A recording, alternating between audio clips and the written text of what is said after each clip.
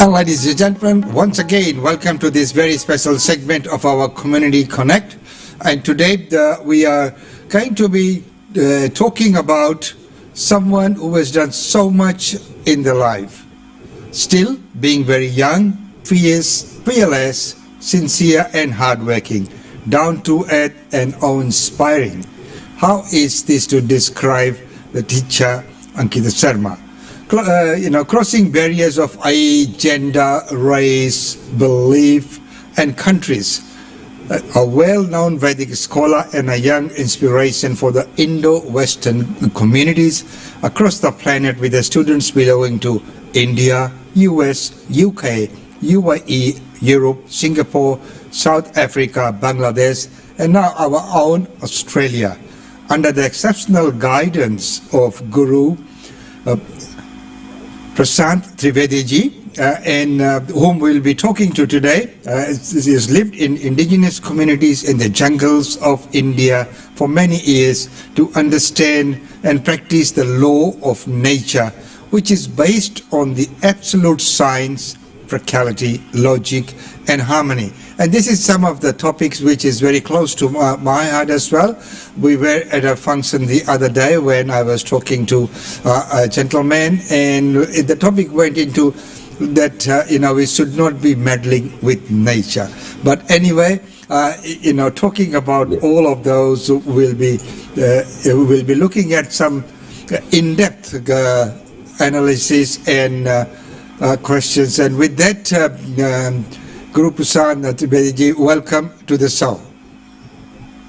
Yes, it's nice to be here, and I'm thankful for the opportunity to share my thoughts on to Australian audience. And thank you very much for that. Now, when we talk about Vedic, when we're looking at what it is, crossing across barriers of age, gender, race, religion, belief, and countries, your Vedic wisdom has benefited diverse communities across the world. What is really being Vedic? Now, I know many times people talk about, when they talk about Vedas as well, and some of the terms many times that are used, sometimes they are not always interpreted correctly as well. So you say Vedic is actually based on science and logic. Could you explain that, please? Yes.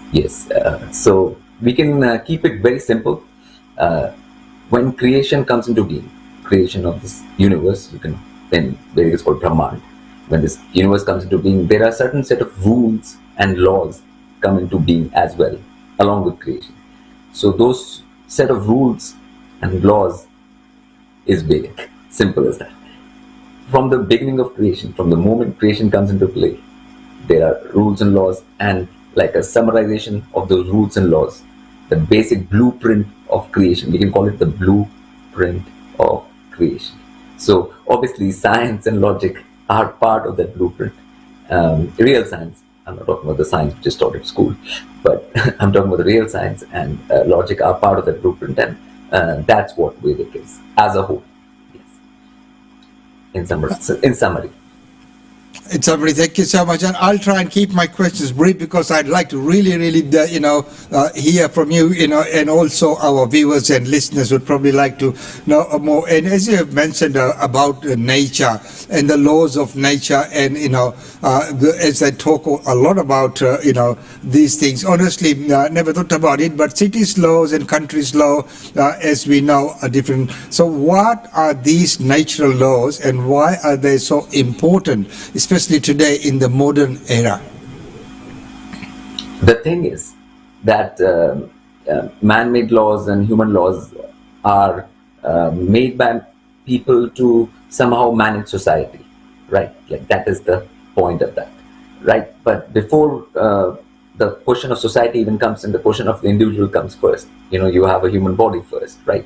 Now, everyone knows that to maintain the human body, you have to do certain things, like on earth, like just to maintain the human body. Like now, human body is made up of the 5 elements, and there's a balance we need to do, like, how much we eat, how much we drink, when we eat, when we drink, when we sleep, when we do this, all of that, that human body is also made of nature, and it has its own rules and laws, which we as human beings have to follow in order to live a healthy life, right?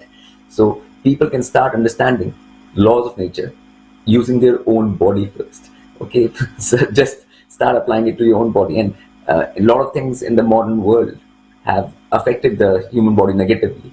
So people have seen that human body is creating a lot of problems. They're going through a lot of problems because of what is happening around, the quality of food and the different seeds and hybrid seeds and how it's affecting. So there is some violation of laws of nature which is happening, which is making human being more diseased and not being able to function properly. So I think the ideal place to start to understand laws of nature would be the human body for human beings. And what a beautiful example, and the way you have explained that is so good. Well, moving on, so when we look at with the laws of nature, and of course we have just discussed that, so how does one connect with nature? I know people go to beaches, people go trekking, there are many different things that people like to do, but I do feel that it is very, very important that people do connect with nature. So, if we aren't, actually connected, if not, how do we do it? Okay. The thing is, when you mentioned trekking, that was a good thing, because funny thing is, trekking is not about connecting with nature actually. It is hiking, what they call in the West. It's more about conquering. I did this much, I did 10 miles, or I did 20 miles, or I did 30 miles. It's more about domination or dominion, rather than the feeling of gratefulness for Earth, that you're on this Earth and it is feeding us and it is providing us a space to stand on. That gratitude, feeling of gratitude, which is more important. Right now everyone is wearing shoes all the time, even in a park, right? So they're not even touching the ground. And when you touch the ground with your feet, bare feet, and then having that feeling of gratitude towards Mother Earth, that this is a real mother, that sense connects you to nature. So that is the starting point of connecting with nature, like touching the ground bare feet every day and having this feeling of gratitude for Mother Earth and all the elements around us, the air, water, everything which is necessary for us to live and survive every day. So this feeling of gratitude is the basic beginning point of connecting with nature actually. So that is the right thing to do as a human being, while you take everything from Earth and have this life on the basis of Earth and the five elements. And once again, that connection with the five elements is also very, very important, and that connection with nature is very important. Now, this is a small session, but many times people wonder, how we are here, what we are, who we are, and where are we? So on your the channels, we have seen that you talk about some basic question on who we are, where we are from, Yes. and what is the purpose. And we've had that the various teachers and gurus organizations teach various things. So, Yes. as you know, our Indian Times, our motto or our slogan is, as God is one, we respect all religions. So how do Yes. we know simple answers to these questions which crosses many boundaries and many man-made boundaries? Right. It's a more complicated question, but I will get into it anyways.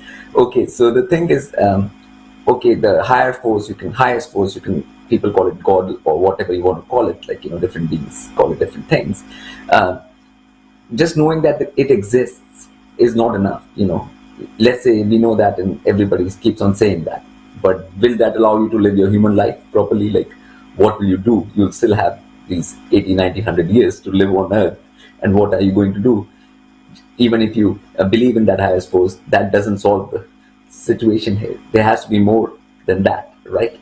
So that's where the problem comes, is that these religions don't tell that what to do here exactly, and whatever they're telling, it's not telling that you have to be first grateful and respectful to Earth. That's the very first teaching which should be there from the very beginning. You know, the respect of earth and the elements, which is not taught at school, which is not taught by the religions. So the basic starting point is not correct. You know, so that's where the problem is happening actually, like and that's what we're seeing the results of. You know, so that's why, like, the Vedic is not called a religion; it's called a dharma, and the dharma in Sanskrit means something different from the word religion in English, right? So dharma is something which is like more of your duty to do as a human being, and we are spirits, right? All of us are spirits which are having this human body. You know, we are wearing this as a cloth, this human body. So as spirits which take up a human body, certain duties and responsibilities come with that. Okay, so telling people what those duties and responsibilities are is an important thing, and that's what real dharma should tell what that is, you know, and that's what should be taught. And unfortunately, our education system and religions have not taken care of that, and that's where we are in this mess currently, what we are in. And that's why I started some, like, basic Vedic basics, and Ankita is teaching those in her classes as well. And I mean, Tina can give the links for her classes. So that's where it comes. Like, basically, we have to start with these very basics, which I call Vedic basics, so that we can live a life as a human being which is evolving, which evolves the spirit, not devolving, which doesn't devolve it. So that's the basic starting point, I would say. And once again, you have touched on some beautiful points there, meaning that, dharma does not quite translate into religion. Yeah, there are the differences, and many such words, even karma, the action or doing, and in the Western society normally it says karma will get you, meaning so it's taken in a slightly different manner, same as mantra, guru. Some of these words are not used in the true context. Yes.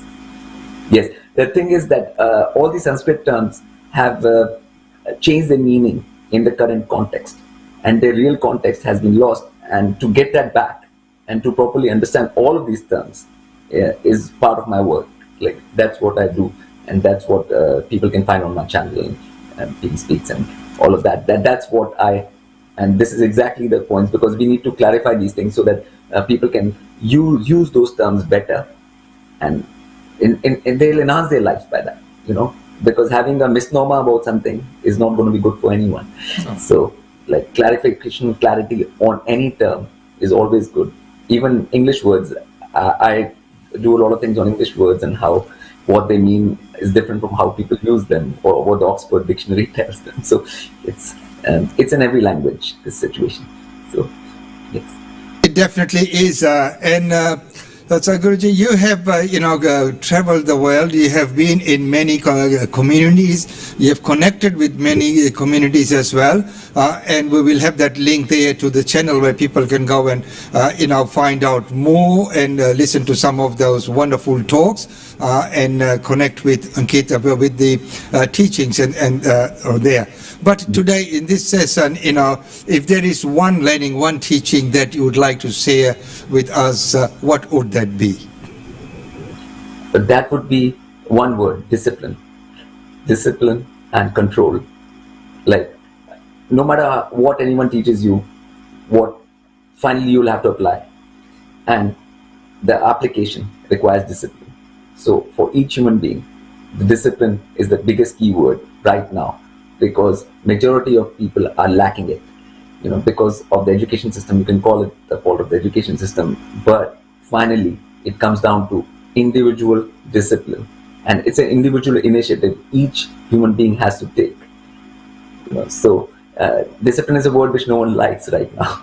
It's reserved for like army or some other thing, but I think that's the most important core word which I would like that people should get friendly with that word, because even discipleship comes from discipline only. The word discipline is there in disciple, so there's no disciple without discipline. So I think discipline is the key core word, and it should start from early young age. So no matter where you are on earth, which community you belong to, where you are growing up, like all children need discipline to start their human life from a very beginning. So you have that backbone, that spine, after which other things, more clarity can come to you about yourself and the universe and everything else. But it all starts from discipline. So discipline in the word disciple comes from that. It is is very, very well explained. And I think in today's day and age, we definitely are missing that. Yes. The discipline. One has, there's a lot of political correctness and other things that have come into being. And today, Yes. There are certain things we can do, we can't do. If you look at, Yes. in our old traditional ways, the respect people had for teachers and elders, and Yes. when they were Yes. learning things, even music, the discipline that was there is not here. Everything is discipline, and less discipline equals more laws. Less self-discipline equals more laws, more confusion, more complexity, and more nonsense on all levels. So we have to start at that individual level, and more self-discipline in everyone will lead to automatically organized society, and a society which is working for everyone's evolution. So that's the And thank you very much for that. That is so true in today's day and age. In fact, because people today have a lot more flexibility of things. So they and without discipline, it's very easy to deviate. And even today, after COVID and everything, people are working from home. So, when you're working from home, remote, virtually connecting into an office, again, discipline comes in. And so it's a vast subject. So thank you very much for sharing that. Thank you so much for, joining with us on this channel, and wishing you all the best, and looking forward to My some pleasure, more my talks down the track. yes, surely.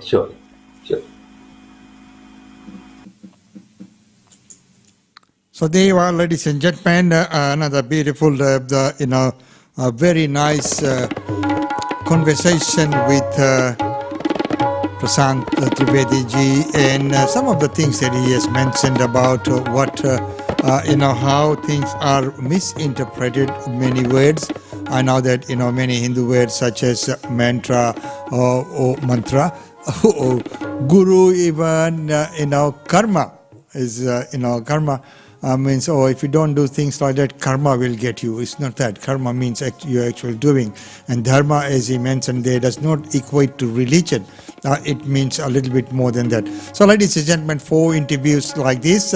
Stay tuned to our page, and we will bring more interviews, as many interviews as possible, because there's so many people who'd like to come on our channel to discuss their views. Well, it's goodbye from us in this channel right now.